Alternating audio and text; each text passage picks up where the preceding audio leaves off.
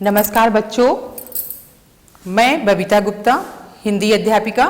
आज हम पढ़ेंगे कबीरदास की साखियाँ। तो कबीरदास की साखियाँ पढ़ने से पहले हम कबीरदास के विषय में जानते हैं। कबीरदास जी का जन्म 1398 ईस्वी में काशी में हुआ था। कहा जाता है कि कबीरदास जी का जन्म एक विधवा ब्राह्मणी के गर्भ से हुआ था। उस ब्राह्मणी ने लोक लाज के कारण उस बच्चे को काशी के पास लहरतारा नामक तालाब के पास छोड़ आई। जना ब्राह्मणी विधवा ने था काशी सर में त्याग दिया, नीरू नीमा दंपति ने पालन हरि कबीरा दास किया। कहा जाता है कि उधर से नीरू और नीमा नाम के दंपति जुलाहे ने जो है उस बच्चे को उठा लिया और अपने घर ले जाकर उसका पालन पोषण किया। कबीरदास जी पढ़े लिखे नहीं थे। स्वयं कबीरदास जी ने कहा है कि मसी कागज छुओ नहीं, कलम गई नहीं हाथ। यानी उन्होंने कागज और कलम को उन्होंने हाथ में नहीं छुआ और वो सिर्फ ऐसे ही सत्संग और पर्यटन करते रहे, इधर से उधर घूमते रहे और समाज में जो कुरीतियां फैली थी, समाज में जो बुराइयां फैली थी, जो रूढ़ियां फैली थी, उनको दूर करने के लिए वो गाते रहे। और वो जो गाया उनके शिष्यों ने जो है उसको कंठस्थ कर लिया और उसको एक जगह संग्रह कर लिया। और वो रचनाएं जो हैं साखी, सबद और रामायणी 3 ग्रंथों के रूप में प्रकाशित हुई। कबीरदास जी की जो भाषा थी वो पंजाबी, गुजराती, राजस्थानी, अरबी और फारसी 5 भाषाओं का मिश्रण था। इसलिए इनकी भाषा को पंचमेल खिचड़ी भी कहते हैं। कबीरदास जी ने मूर्ति पूजा का खंडन किया। उन्होंने कहा कि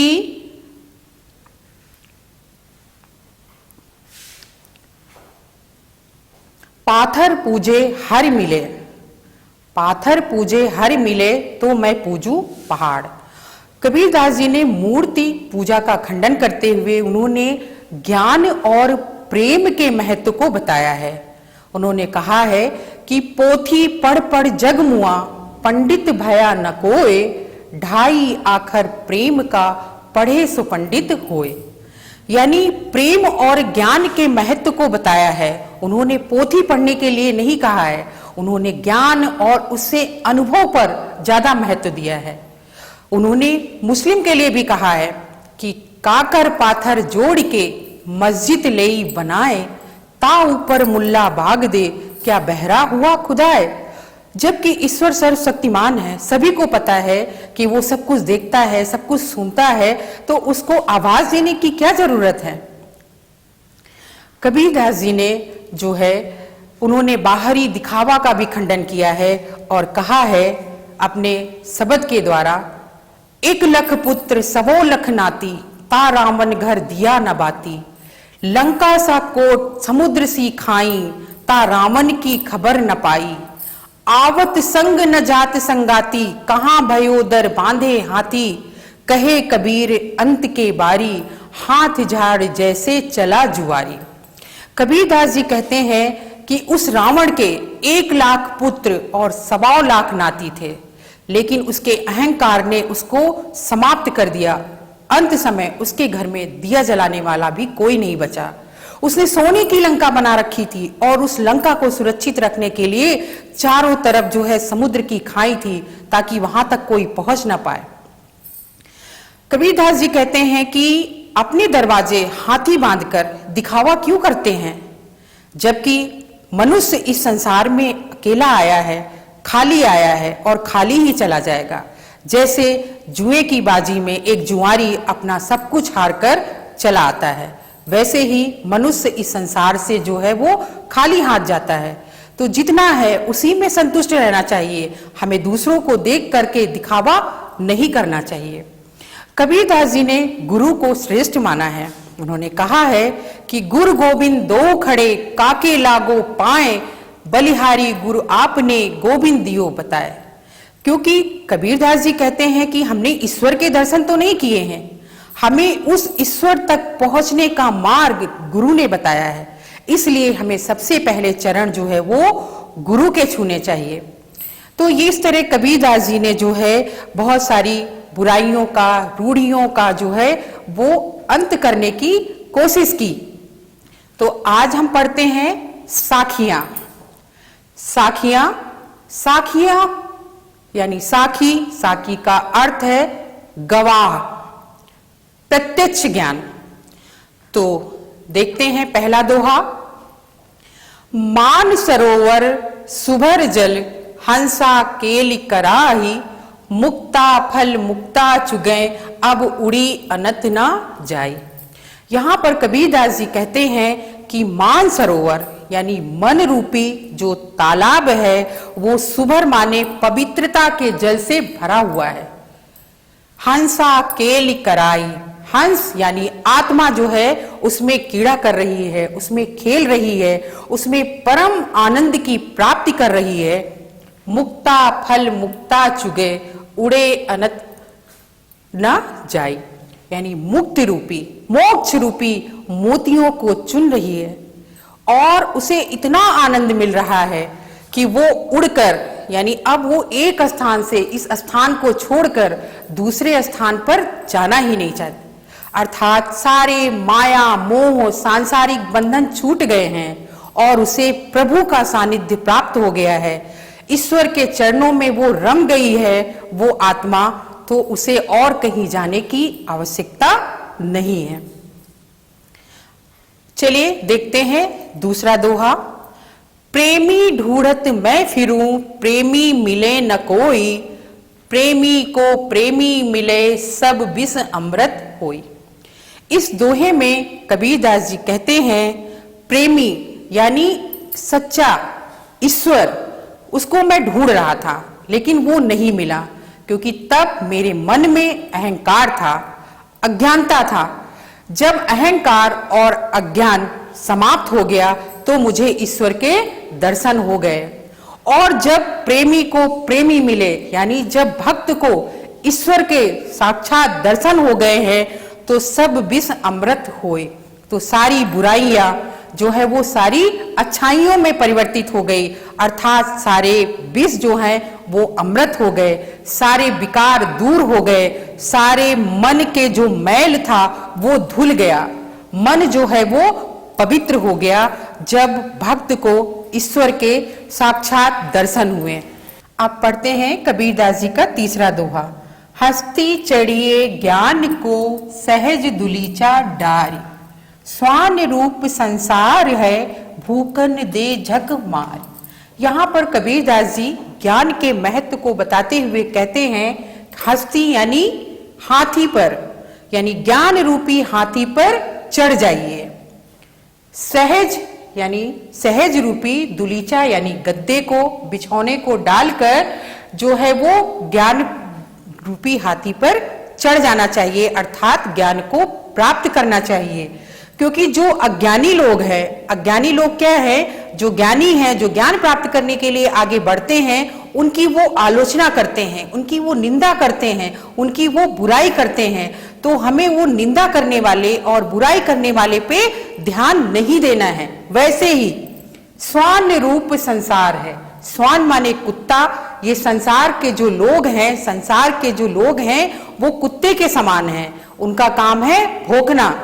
तो भूकन दे झक मारी, वो भौंकेंगे, लेकिन हमें उनकी तरफ ध्यान नहीं देना है। हमें अपने ज्ञान की ओर बढ़ते रहना चाहिए, अपने ज्ञान प्राप्ति की ओर ध्यान देना चाहिए, उन अज्ञानियों की तरफ। क्योंकि जब हाथी चलता है तो कुत्ते भौंकते रहते हैं, लेकिन हाथी जो है वो कभी कुत्ते के भौंकने पर ध्यान नहीं देता है।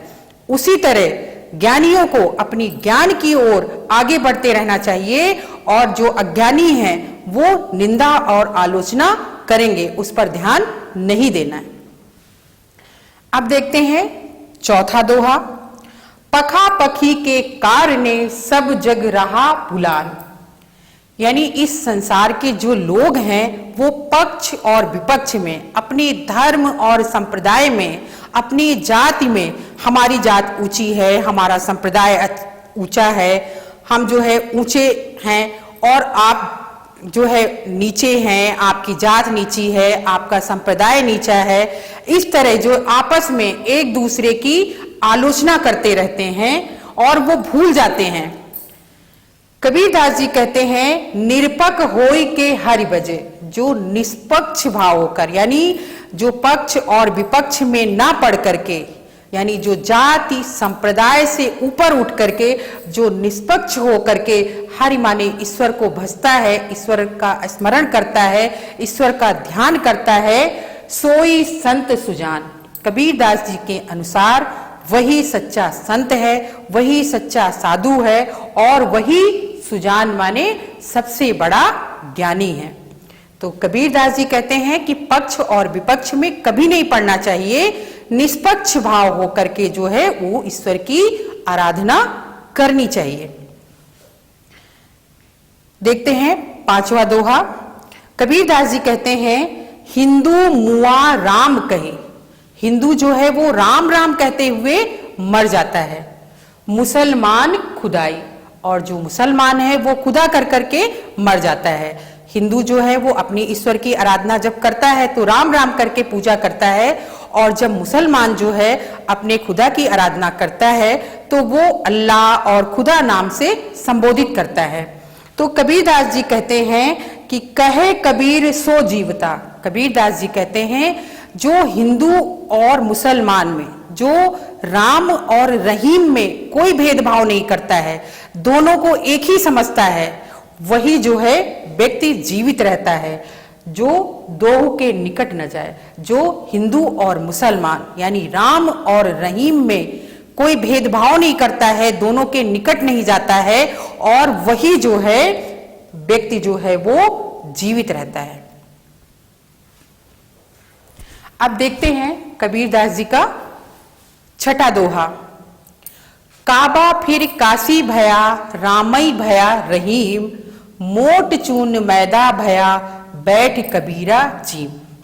यहां पर कबीरदास जी कहते हैं कि जब राम और रहीम में कोई भेदभाव नहीं रह जाता है, यानी राम और रहीम को छोड़ करके जो ईश्वर, एक ही ईश्वर की आराधना करता है, राम और रहीम में भेदभाव नहीं करता है, तब उसके लिए काबा जो है वो काशी बन जाता है। काबा जो है वो मुस्लिम का धार्मिक स्थल है और जो काशी है वो हिंदुओं का धार्मिक स्थल है। तो जो काबा है वो काशी बन जाता है, यानी काबा में जो है वो काशी के दर्शन होते हैं, और रामई भया रहीम, और राम में उसे जो है रहीम के दर्शन होते हैं, क्योंकि ईश्वर तो एक ही है। मोट चून मैदा भया, जिस प्रकार गेहूं को पीसकर आटा बनता है और उसी आटे को अगर बारीक पीस दिया जाए तो वो मैदा बन जाता है, और कबीरदास जी कहते हैं उस मैदे से बनी हुई वस्तु को, खाद्य वस्तु को वो बैठकर जीम माने खाते हैं। यानी राम और रहीम में कोई भेदभाव नहीं करना चाहिए। देखते हैं दोहा नंबर 7। ऊंचे कुल का जन्मिया, जे करनी ऊंच ना होए। यहां पर कबीरदास जी कहते हैं कि आपने ऊंचे कुल में जन्म तो ले लिया है, ऊंचे खानदान में जन्म तो ले लिया है, पर आपके कर्म अच्छे नहीं है। जब आपके कर्म अच्छे नहीं है, आप अच्छे कर्म नहीं कर रहे हैं, तो समाज के लोग हमेशा आपकी बुराई करेंगे, हमेशा आपकी आलोचना करेंगे। जे करनी ऊंच ना हो, यानी आपके कर्म ऊंचे नहीं है, आपके कर्म अच्छे नहीं है, तो वो उसी तरह है जैसे सुमरन कलश सुरा भरा, यानी सोने का घड़ा है, घड़ा जो है वो सोने का है और उसमें सुरा माने शराब भरी हुई है, यानी सोने के घड़े में शराब भरी हुई है, तो साधु लोग जो हैं, महात्मा लोग जो हैं, वो उसकी जो है वो निंदा करते हैं। तो इसलिए कुल महत्वपूर्ण नहीं होता है, बल्कि कर्म महत्वपूर्ण होते हैं। इसलिए हमें समाज में रहते हुए अच्छे कर्म करने चाहिए। धन्यवाद।